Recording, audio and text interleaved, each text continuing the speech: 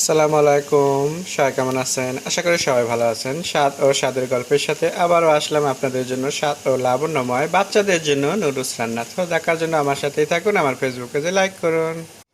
শুভ সকাল। সো আবারও আসলাম, বাচ্চারা লাগছে নুডলস খাবে। সো আমি এখানে নুডলসটাকে সেদ্ধ করে নিচ্ছি, দেখতে পারছেন। এখন আমি চলে যাচ্ছি চুলোতে, বাকিটা চুলোয় দেখাবো।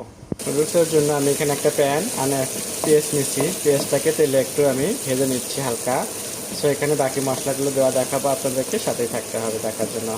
পেঁয়াজটাকে আমি হালকাভাবে ভেজে নিলাম একটু। এখন আমি এখানে দিয়ে দিচ্ছি রসুন বাটা, আদা বাটা, সামান্য লবণ। এখন এটাকে আমি একটু পেঁয়াজের সাথে ভেজে নেব একটু। পেঁয়াজ মশলাটাকে হালকা ভেজে নিলাম, আর এখানে দিয়ে দেবো একটু সবজি। এখানে আমি কিছু সবজি নিচ্ছি, আলু, গাজর, ক্যাপসিকাম কুচি। তো বাচ্চারা নুডলসের সাথে এই সবজিগুলো খুব মজা করে খায়। এখন দিয়ে দিচ্ছি সবজি। সবজিটা এখন পেঁয়াজের সাথে সুন্দর করে একটু হালকা করে ভেজে নিতে হবে হাফ।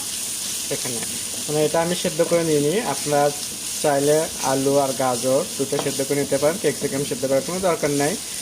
তো আমি যেহেতু সেদ্ধ করে নিই, এখানে ভেজে নেব হাফ ভালোভাবে। তো এই ভাজাটা আমার কাছে খুব ভালো লাগে, তো এই জন্য করে আমি এটাকে একটু হালকা ভেজে নেব।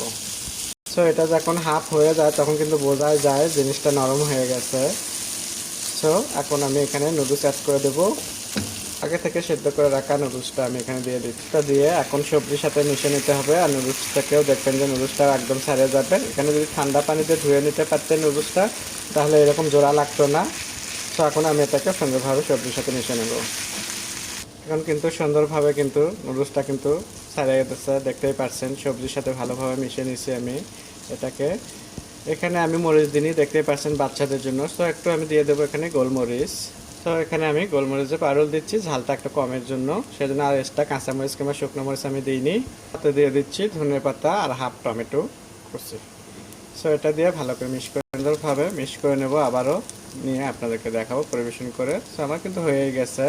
আমার হয়ে গেল নুডলস রান্না। নামানোর আগে আমি দিয়ে দিচ্ছি একটু টমেটো কেঁচা।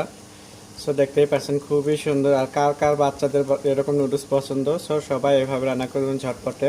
সহজে কিন্তু নুডলস রান্না করা যায়। দেখেন আমি একদম খুবই অল্প সময়ে সুন্দর করে বাচ্চাদের নাস্তা হিসেবে আমি করে নুডলস রান্না করলাম। আশা করি আপনাদের ভালো লাগবে। আপনাদের যদি ভালো লাগে থাকে, স্বাদ ও স্বাদের গল্পের সাথে থাকবেন, বেশি বেশি শেয়ার ও কমেন্ট। নতুন নতুন ভিডিও দেখার জন্য সবাই আমার সাথে থাকবেন।